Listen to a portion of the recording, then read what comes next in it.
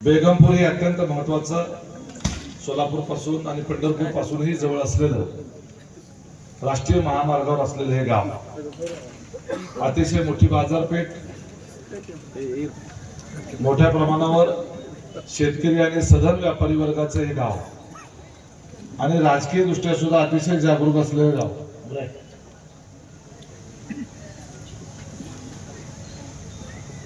या गावाची एक प्रकृती आहे, सर्व धर्म समभाव हा या गावाचं वैशिष्ट्य राहिलेलं आहे।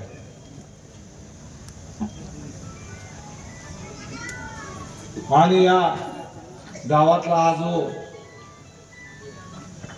सार्वजनिक सामाजिक सद्भाव आहे, हा अबाधित राहण्यामध्ये, अबाधित ठेवण्यामध्ये या गावातला एकमेकांचा असलेला सलोखा हा अत्यंत महत्वाचा आहे। विधानसभा निवडणूक आहे, दर 5 वर्षांनी निवडणूक येतच असते, परंतु ही निवडणूक इतिहासामध्ये नोंदली जाणार आहे। मोहोळ तालुक्याचा इतिहास जेव्हा कधी लिहिला जाईल तेव्हा ही निवडणूक इतिहासामध्ये नोंदली जाणार आहे। या निवडणुकीचं विरोधी पक्षाचं नेतृत्व जे अमोल आठवले आहे, येऊन बस की इकडे, ते बाळू गवळी कुठे, तर चेअरमन करायचं ना आपल्याला, घेऊन ये ना पुढे, चेअरमन करायचं मुलाला, त्याशिवाय काय कडे हल्लाच नाही, ते तसंच आहे।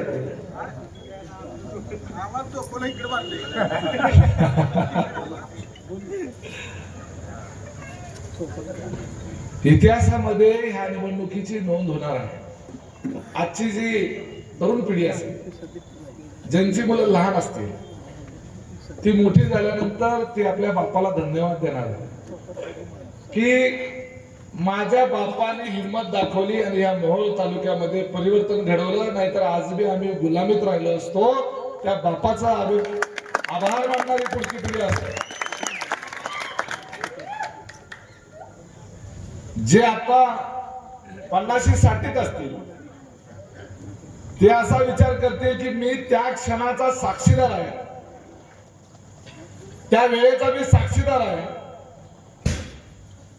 किमान आता इथून पुढे माझी पुढची पिढी, माझी नातवंड हे गुलामीचा आयुष्य जगणार नाही। जे काम माझ्या मागच्या पिढीला आणि मलाही जमलं नाही, ते काम माझ्या डोळ्यात देखत घडतंय, ते पाहताना मनोमन सर्वांना आनंद होईल। ते कशाला लावलं रे, आता 2-4-5 मिनिटं वाजायचं बंदच होत आहे।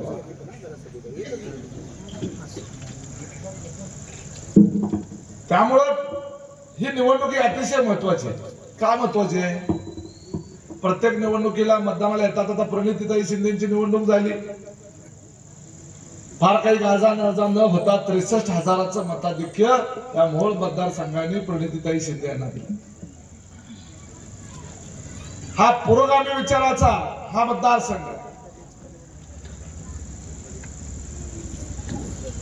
आता तर त्या लोकसभेच्या निवडणुकीच्या पलीकडे जाऊन त्याच्याही पेक्षा प्रचंड मोठी लाट जी आहे, ती लाट सुनामी आल्यासारखी आहे मोहोळ तालुक्यामध्ये। सुनामी तुमच्याही लक्षात आलं असेल। यांच्या बैठकांना, यांच्या प्रचार सभाला 25, 30, 50 माणसं सुद्धा गोळा होत नाही, आणि आपल्या एका गावामध्ये 400, 500, 600 मोठं गाव असलं तर 1000 लोक। माझ्या नरखेड गावात 10,000 लोकांची सभा झाली, बघितली असेल युट्यूबवर तुम्ही।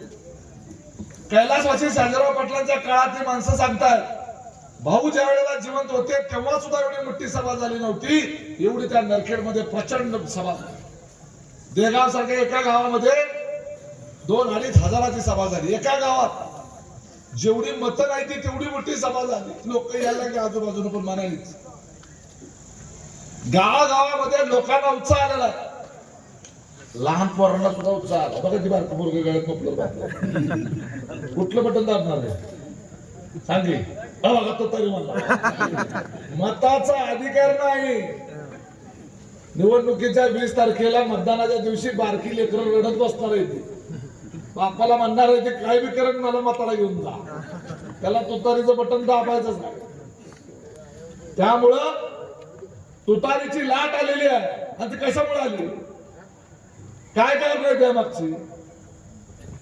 कारण या तालुक्यावर 50 वर्ष सलग 50 वर्ष या तालुक्यावर अधिराज्य गाजवलं. या तालुक्याची एक हत्ती सत्ता ज्या कुटुंबाकडे राहिली ते म्हणजे राजन पाटलाचं कुटुंब. 30 वर्ष सलग आमदारकी ताब्यात, 15 वर्ष स्वतः आमदार होते, त्याच्यानंतर 15 वर्ष त्यांनी दिलेला आमदार या मतदारसंघामध्ये निवडून येत होते. आणि अति सत्ता झाल्यामुळं या सत्तेचा प्रचंड अहंकार त्यांच्या डोक्यामध्ये गेला. हम करे सो कायदा. माणसाची किंमत राहिली नाही, माणसाच्या जीवाची पण किंमत राहिली नाही. त्याचा फोन होता, हे बंद करा.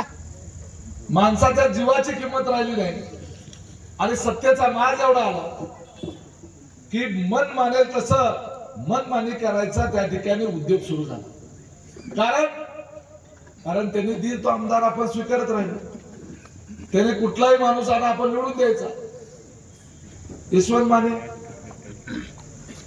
मानेचा आणि या सोलापूर जिल्ह्याचा या मोहोळ तालुक्याचा काय संबंध आहे? कोण यशवंत माने? यशवंत मानेचं गाव इंदापूर तालुक्यातलं शेळगाव नावाचं गाव आहे पुणे जिल्ह्यामध्ये. पुणे जिल्ह्यातल्या यशवंत मानेचा आमच्या तालुक्याचा आमदार होण्याचा संबंध काय? अरे ग्रामपंचायतीचा सदस्य दुसऱ्या वार्डातला दिला तरी आपण त्याला गेटकेन म्हणतो. आपल्या एकाच गावात राहणारा, रोज आपल्या बरोबर बसणारा उठणारा, एका गल्लीतला उठून दुसऱ्या गल्लीत उभा राहिला आपण त्याला गेटकेन म्हणतो. यशवंत मानेला काय म्हणायचं? त्या तालुक्यामध्ये पर्याय नव्हता म्हणून त्या ठिकाणी दिल तो उमेदवार शरद पवारांकडे बघून लोक निवडून देत होते, राजन पाटलाकडे बघून नाही. शरद पवारांचे हात बळकट करण्याच्या करता, कारण तो शेतकऱ्यांचा राजा, रयतेचा राजा, जाणता राजा आणि अडचणीत असलेल्या शेतकऱ्याला कायम त्याच्या पाठीशी खंबीरपणे उभे राहायची भूमिका घेणारा तो राजा आणि आपल्या पाठीशी उभा राहणारा हा राजा त्याचा हात बळकट केलं पाहिजे म्हणून त्यांनी दिलेला एखादा उमेदवार भले नालायक असला तरी लोकांनी निवडून दिला. हा यशवंत माने. हा मतदारसंघ राखीव आहे. राखीव कशासाठी आहे? डॉक्टर बाबासाहेब आंबेडकरांनी समाजाच्या पिचलेल्या गावकुशी बाहेर राहणाऱ्या त्या समाजाचे प्रश्न देशाच्या संसदेमध्ये आणि राज्याच्या विधानसभेमध्ये उपस्थित झाले पाहिजे. त्या समाजाला न्याय मिळवून देण्याच्या करता त्या समाजाची माणसं त्या राज्याच्या आणि देशाच्या सर्वोच्च सभागृहात असली पाहिजे याच्या करता म्हणून राखीव मतदारसंघाची घटनात्मक तरतूद केली. त्याच्यामध्ये चर्मकार समाज असेल, मातंग असेल, नौबत असतील यांच्या करता ती राखीवची तरतूद डॉक्टर बाबासाहेब आंबेडकरांनी केली.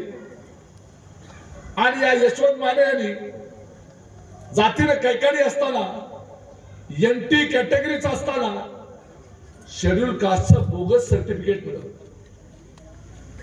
शेड्यूल कास्टचं बोगस सर्टिफिकेट कसं मिळवलं? या महाराष्ट्रामध्ये जेवढा कैकाडी समाज आहे ते आपले बांधव आहे, परंतु त्या कैकाडी समाजाला एनटीचं सर्टिफिकेट मिळतं. जसं ओबीसीचं असतं तसं एनटीचं सर्टिफिकेट मिळतं. परंतु बुलढाणा जिल्ह्यामध्ये जो कैकाडी समाज आहे बुलढाणा जिल्ह्यात, त्याच्याकरता विशेष बाब म्हणून कैकाडी समाजाला शेड्यूल कास्ट सर्टिफिकेट तेवढ्या जिल्ह्यापुरतं मिळतं. म्हणजे जो कैकाडी समाज बुलढाणा जिल्ह्यामधला रहिवासी आहे फक्त त्यालाच शेड्यूल कास्टचं म्हणजे एससीचं सर्टिफिकेट मिळतं. मग यशवंत माने यांचा जन्म झाला इंदापूरच्या शेळगाव मध्ये, त्याच्या वडिलांचा जन्म झाला इंदापूरच्या शेळगाव मध्ये, म्हणजे विठ्ठल माने यांचा जन्म कुठे झाला? इंदापूरच्या शेळगाव मध्ये. विठ्ठल माने यांच्या वडिलांचा म्हणजे यशवंत मानेच्या आजोबाचा जन्म कुठे झाला? इंदापूरच्या शेळगाव मध्ये. पंजोबाचा जन्म कुठे झाला? इंदापूरच्या शेळगाव मध्ये. खापर पंजोबाचा जन्म कुठे झाला? इंदापूरच्या शेळगाव. म्हणजे यशवंत मानेच्या आधीच्या 4-5 पिढ्या जेवढ्या झालेल्या आहेत, इंग्रजाच्या काळापासूनचा रेकॉर्ड उपलब्ध आहे. यांचा सगळ्यांचा जन्म सातबारे उतारे असतील.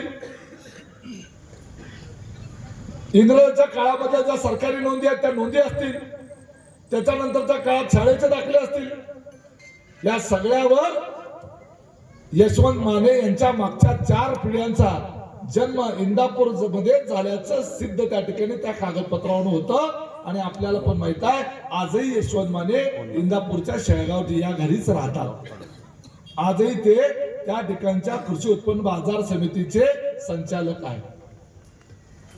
मग जर इंदापूरचा रहिवासी यशवंत माने आणि यशवंत मानेचे वडील विठ्ठल माने हे जर इंदापूरचे आहेत, तर मग त्याला शेड्यूल कास्टचं सर्टिफिकेट कसं मिळालं? तर यशवंत माने यांनी स्वतःचे वडील हे बुलढाणा जिल्ह्यात असल्याचं दाखवलं. बुलढाणा जिल्ह्यात असल्याचं दाखवलं. त्यांनी काय केलं? विठ्ठल माने नावाचा दुसरा सेम विठ्ठल माने नाव असलेला बुलढाण्यातला माणूस शोधून काढला. तोही काही काळी समजला. दुसरा बरोबर आहे. एक डुप्लिकेट नाही, खरा खरा तिकडला पण बुलढाण्यातला. आणि त्यांची कागदपत्र वापरून आणि हाच यशवंत माने त्या बुलढाण्यातल्या विठ्ठल मानेचा मुलगा आहे किंवा त्या बुलढाण्यातल्या विठ्ठल मानेचे जे वडील होते त्याचे वडील सुद्धा इकडे ते जे आजोबा विठ्ठल मानेचे आहेत ते नाव साधर्म्य असलेला तिकडचा एक माणूस शोधून काढला आणि तो त्याचा मुलगा असता. असं खोटं रेकॉर्ड तयार केलं. म्हणजे यशवंत माने यांचे विठ्ठल माने इंदापूरचा एक वडील आणि बुलढाण्यातला दुसरा विठ्ठल माने तिकडं बुलढाण्यामध्ये एक वडील. मग आता याला एका बापाचा म्हणायचं का 2 बापा?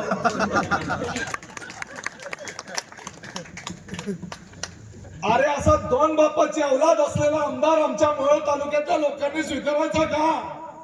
त्याला विचार आल्यानंतर की बाबा तू एका बापाचा का 2 बापाचा आणि विचारायचा अधिकार आहे. तू इंदापूरचा इंदापूरच्या विठ्ठल मानेचा मुलगा आहेस का बुलढाण्याच्या विठ्ठल मानेचा मुलगा आहे हे पहिल्यांदा अगोदर सांग.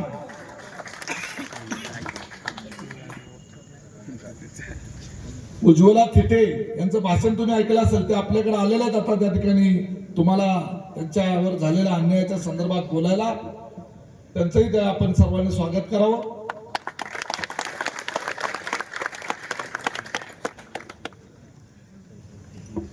दोन बापाची औलाद असलेला असा आमदार हा आमच्या मोहोळ तालुक्यानं का स्वीकारायचा? परंतु तो आपल्याला स्वीकारायला लावला. आपल्याला तो स्वीकारायला भाग पडलं गेलं. कोण मूर्ख आहे? मूर्ख आपण आहोत. आपल्याला हे सगळं माहित असताना आपण हा बाहेरचा पुणे जिल्ह्यातला माणूस या तालुक्यातला आमदार केला. एखादा गरीब दलित समाजातला कार्यकर्ता त्याच्या डोक्यावर हात ठेवला असता तर तो आमदार झाला असता. या मोहोळ तालुक्यातला एखादा भूमिपुत्र एखादा दलित समाजातल्या गरीब पोराच्या डोक्यावर हात ठेवला असता यांनी म्हणाल तो आमदार होत होता. यांनी सांगेल तो उमेदवार देईल तो उमेदवार आमदार होत होता. विरोधी पक्षाची ताकद नव्हती तर एखाद्या गरीबाच्या पोराला आमदार का केलं नाही हा प्रश्न तुम्ही राजन पाटलाला विचारला पाहिजे. लोकांनी यशवंत मानेकडे बघून मतं नाही दिली. लोकांनी राजन पाटलाकडे बघून मतं दिली होती. लोकांनी शरद पवारांच्याकडे बघून मतं दिली होती. राजन पाटलाने जो उमेदवार दिला तो एखाद्या गरीब घरातला पोरगा का दिला नाही?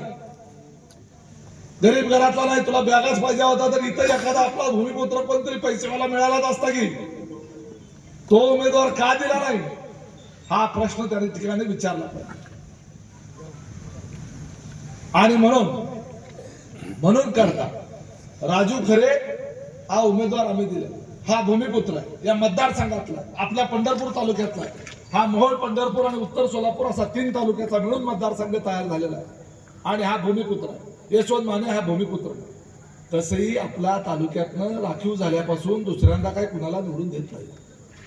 बघा डबल चान्स नाही. पहिल्यांदा लक्ष्मणराव ढोबळे दुसऱ्यांदा चान्स नाही. उभारले, पडले.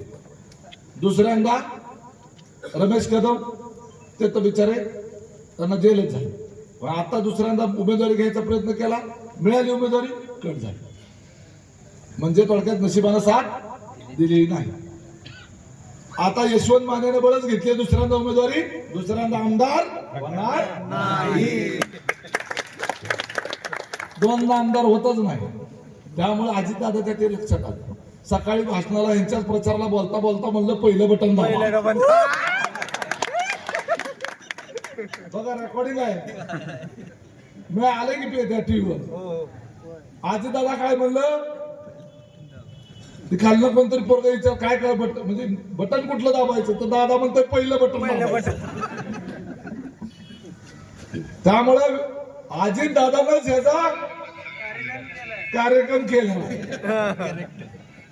बरोबर आहे. दादाच्या बहुतेक लक्षात आलं असेल की पाटेचा शपथविधी केल्यावर यांनी पुतळा जाणार होता, तिकीट देऊन कार्यक्रम करू आता ह्याचा, म्हणून दादाने त्याचा कार्यक्रमच केला. आता काही जण म्हणतील की बहुतेक इकडे उमेश दादाला दादानीच पाठवला का काय साहेबांना. गमतीचा भाग सोडून द्या, लईच लका बेकार माहिती आहे, सारखंच खाली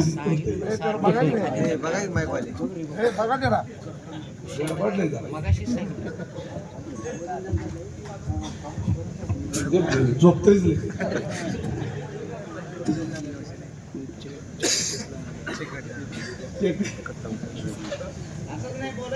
तर या मतदारसंघामध्ये आता राजन पाटील म्हणतात विकास कामावर बोला. विकासाचा मुद्दा सोडला, आमच्या व्यक्तिगत ह्याच्यावर बोलते. व्यक्तिगत आता तुझं व्यक्तिगत एवढं उघडं करून फाडून दाखवतोय आम्हाला, तर आम्ही करायचं काय. जाहीर भाषणात जर म्हणतोय, जाहीर भाषणामध्ये म्हणतो आपल्याला माहिती आहे भीमाच्या निवडणुकीत कसा बोल, बरोबर आहे. मला सांगा, आपल्याला आपल्या लेकरा बाळाचा अभिमान असतो का नाही प्रत्येकाला.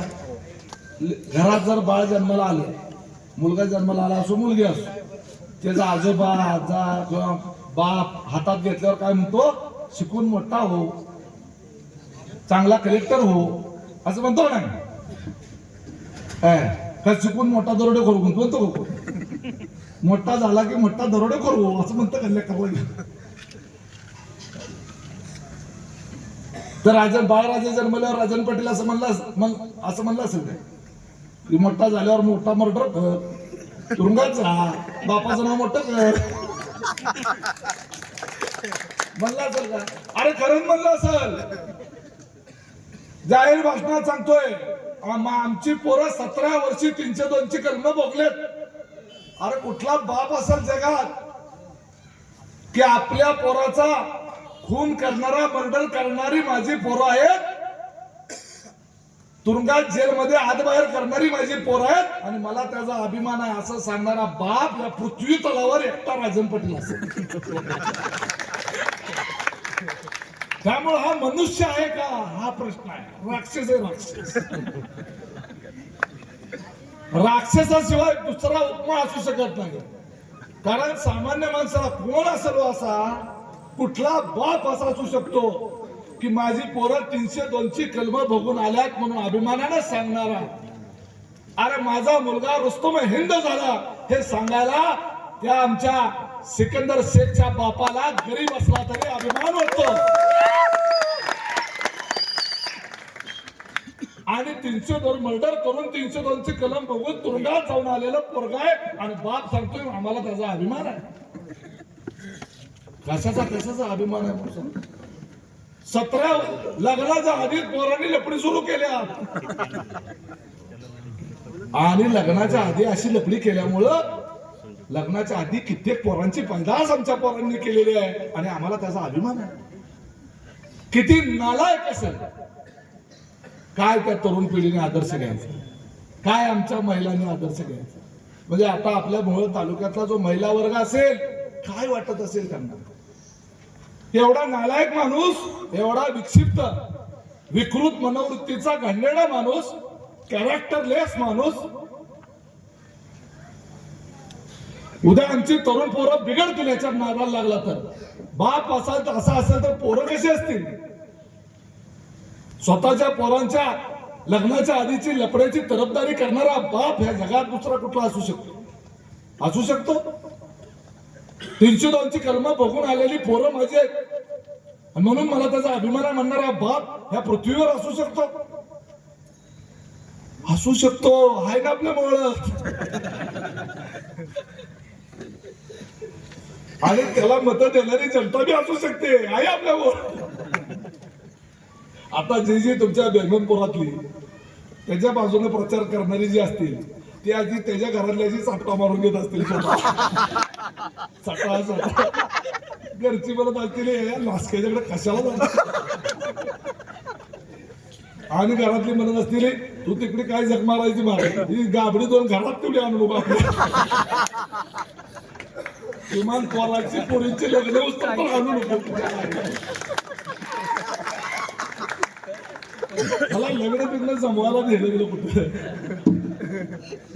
मला लय असं आहे प्रतिष्ठित माणूस आहे माझे आमदार आहे जवळचे कार्यकर्ता म्हणतो ना की आता पुरीचं लग्न आहे जमवायला आपल्याला पाहुण्याला जायचं आम्ही जरा कमी पडतोय जरा पण आपलं तुमच्यासारखी माणसं असली की आमची प्रतिष्ठा वाटते आणि जरा बैठकीला जावं लागतंय.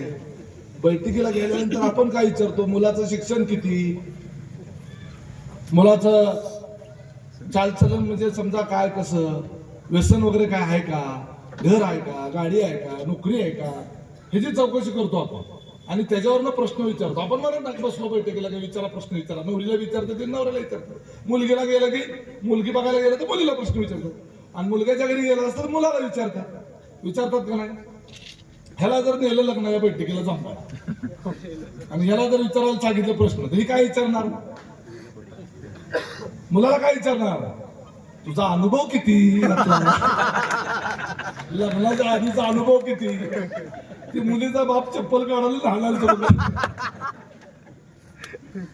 दुसरं सुचतच नाही ना डोका बुरसाटल्या बुद्धीमध्ये सातत्यानं ते विचार सातत्यानं दुसरा धंदाच नाही कारण शिक्षण झाले नाही जग बघितलं नाही डबक्यातलं आयुष्य बाहेर कुठं फिरलेलं नाही बाहेर फिरायला जायचं म्हणजे नुसतं मजा करायला जायचं मजा मारायला ज्ञान नॉलेज काय पुस्तक वाचन काय घंटा काय नाही आणि त्याच्यामुळे काय झाले की फक्त असं बुरसटलेले विचार अत्यंत घाणेरडे विचार बाप अक्षरशः जाहीर सभेत बोलतो. मला प्रश्न पडला कधी की अरे बाबा यांच्या पोरांना ज्यांनी मुली दिलेल्या आहेत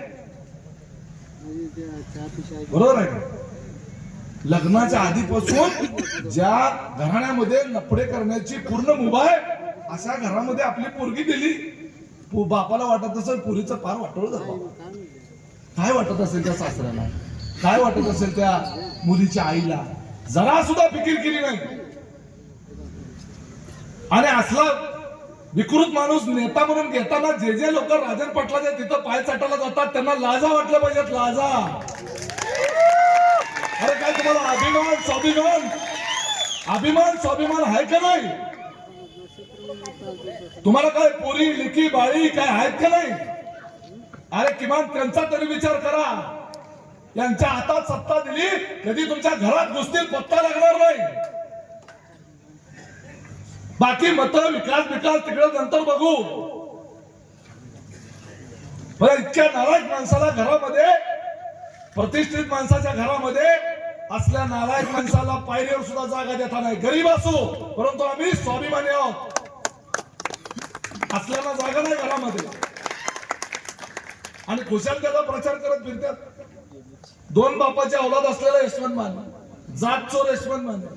अरे आपण बापाचा अभिमान सांगतो अमुक नाही झालं तर बापाचं नाव सांगणार नाही म्हणतो का नाही आपण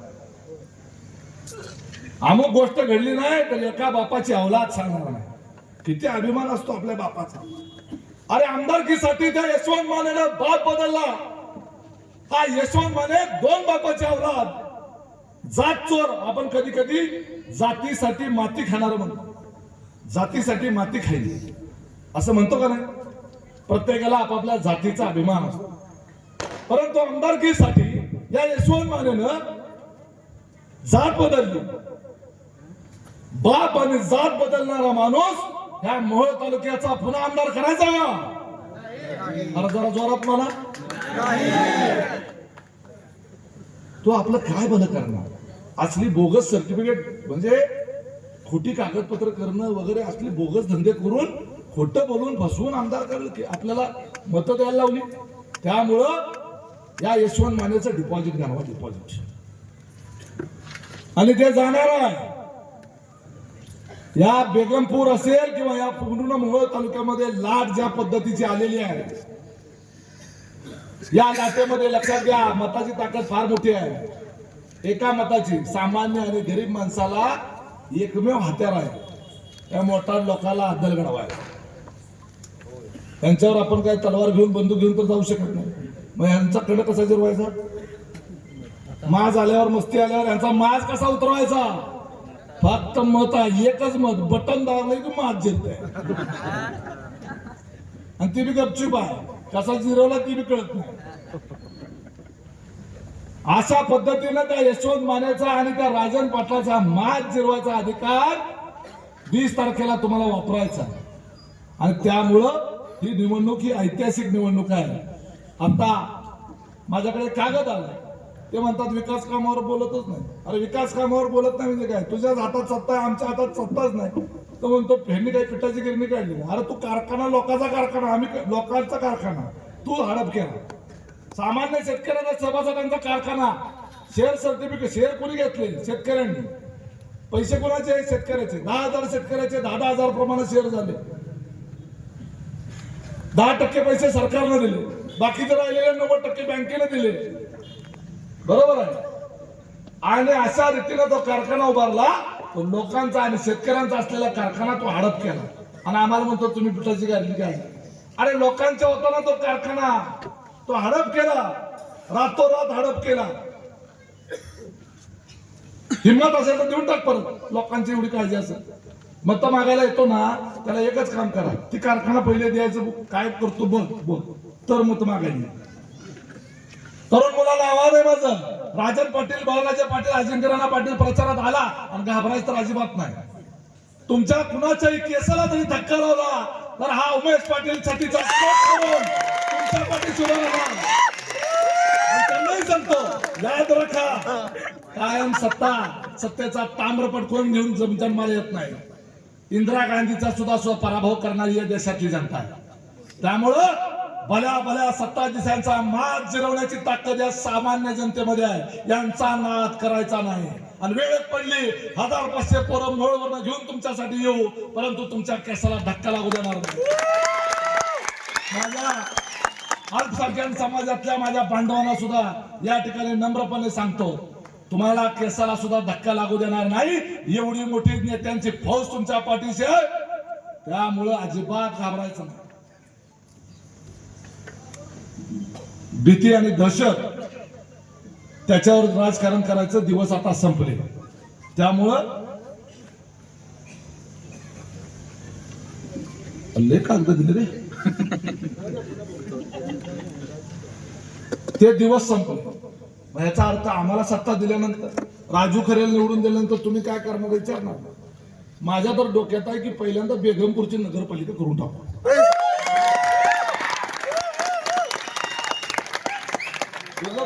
10 लाख, 15 लाख, 20 लाख रुपयाचा निधी कुठवर बघत बसायचा. 10 कोटी, 20 कोटी, 25 कोटी आलं पाहिजे. बरोबर आहे. त्यांना पैसे सगळं वार्ड झालं पाहिजे. वार्ड कसं, नगरसेवक, पंचायत समितीचा सदस्य नको, नगराध्यक्ष होईल आहे का नाही. अरे अनगर पेक्षा मोठा आहे गाव, कुरुल, क्रांती, एका दुसरं गाव कडचं जोडून घेऊ आणि करून टाकू नगरपालिका. झटक्यात 50 कोटी रुपये देतो.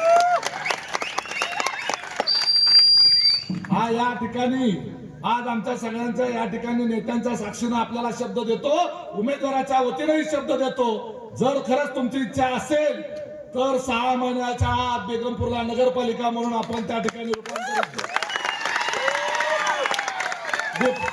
डेप्युटी सरपंच आलं, 4 पंच बी आलं, आणि आधीच जे काय असतील आपलं पुढारी थोडं कमी जास्त एकदा झालं तेच नगरपालिका, नगर परिषद त्याच्यात काय असते. नगरसेवकच म्हणते की त्यातल्या, आणि ती नगराध्यक्षच म्हणते. नगरपालिका असली काय नगर जी असेल ते असेल, नगर पंचायत करू काय, पण निधी फार मोठा. आणि ते केलं की तुमचे प्रश्न सगळे सुटतात. बाजारपेठ हे ते सगळं नीटनीटकं धडधाकट होते. अतिशय मोक्यावरचं गाव आहे, रस्त्याच्या कडेच आहे. ते अनगर कोपऱ्यात तिकडे माड्याच्या कडेला आहे, बॉर्डरला ढकललं तर नदीच जाईल.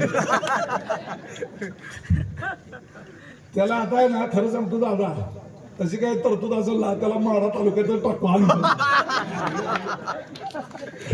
खाली बस म्हणायचं दाजी दाजी करत तिकडं दोघं दाजी मेवणं लागत भांडण लागायचं परत तिथे लावायला त्यांच्या दोघांना. गमतीचा भाग सोडून द्या. इथले सगळे प्रश्न आम्ही मार्गी लावू. इथे बरेच मोठी मोठी कागद आणली. शिवाजीचा पुतळ्याचं ते शिवाजीचा पुतळा बांधायला सुद्धा यांनी बंदी घातली. नॅशनल हायवेला कॅनल रस्ता पाहिजे, माळी वस्तीला ते रस्ता करायचा आहे. गावातील हा आमचा भोई समाज फार मोठ्या प्रमाणावर आहे. मी 100% ते मला भेटले होते. मी त्यांना आश्वासन दिलंय की त्यांचं सगळं पेवर ब्लॉक करून देतो आणि त्याबरोबर ते कट्टे वगैरे सगळे त्या ठिकाणी त्यांना निश्चितपणे करून द्यायचा शब्द मी ऑलरेडी त्यांना दिलेला आहे. काकडे वस्ती शाळेला जाणारा रस्ता त्या हायवे पर्यंत 24 लाखाचा मंजूर असून पण तो केला नाही. आता आपलं सरकार आलं तर अजून एक 25 लाख टाकून ते बी करून टाकू. नॅशनल हायवेचा सत्ता हातात असल्यानंतर अरे नव्हती तरी आम्ही काम करत होतो. एवढं काय सगळं जमाव, इतकी सगळी माणसं, एवढे सगळे कार्यकर्ते सत्ता नसताना सुद्धा आम्ही सांभाळलेले आहेत. काहीतरी कामं करत होतो म्हणून नुसतं भाषण करून होत नसतं एवढा संच तयार. बरोबर आहे का? तर त्यामुळे आमच्यामध्ये ती धमक आहे आणि तुमच्यापेक्षा जास्तीच आहे. शिक्षण झालेलं चांगलं शिकलेलं आहे. डिस्टिंक्शन मध्ये BSc अग्री, MSc अग्री, ती बी सरकारी शाळेत डोनेशन भरून नाही. त्यामुळे आम्हालाही त्यातलं कळतं. आम्ही सगळ्या महाराष्ट्र फिरलोय. विकास कामं करण्याची, अधिकारी हाताळण्याची आमच्याकडे त्यामध्ये क्षमता आहे. त्यामुळे तुम्ही अजिबात विकास कामाच्या बाबतीत चिंता करायची नाही. आम्ही किमान जे करू ते रातोरात आमच्या घरी घेऊन जाणार नाही. त्याला कारखाना केला लोकांचा घरी घेऊन गेला तसं होणार नाही. सगळं जे काय ते जनतेसाठी करू, जनतेकरता करू. आणि त्यामुळं तुम्ही सगळ्यांनी या ठिकाणी निश्चिंत राहायचं आहे.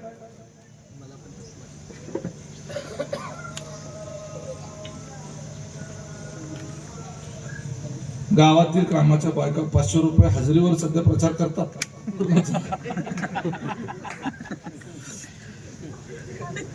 आता खरं तर आहे ना, इतकं वातावरण बदललंय. माझी खरं तर त्या यशवंत मानेला विचारायचं म्हणजे 2-4 दिवस राहिल्यात कशाला 25 कोटी रुपयाचं मात्र करून घ्यायला लागले काय कळलं. पडणार आहे त्याला सुद्धा कळलं. हातून गेल्यात, रात्रीच पेरायला लागल्यात, पाटाचं बी पेरायला लागल्यात. लोकांना झोपायचं असतं जाऊन उठवतात त्याला. काय ती द्यायचं असलं मत तरी झोपमोड केली म्हणून उद्या ते म्हणाल याला मरू द्यायला मतच द्यायचं. पाटाचा कुठं प्रकार असतो त्याला झोपल्याला उठवलंय म्हणतो. रातभर फिरायला लागल्यात आणि त्यामुळं त्यांनी ग्रहित धरलं होतं कसे आम्ही विरोधकांना त्यांच्यात फूट पाडू, अमुक करू, तमुक करू. आणि त्यामुळे यांना फार आत्मविश्वास होता. पैसे फेकून लोक फोडू. अरे सगळंच काही पैशाने विकत घेता येत नाही.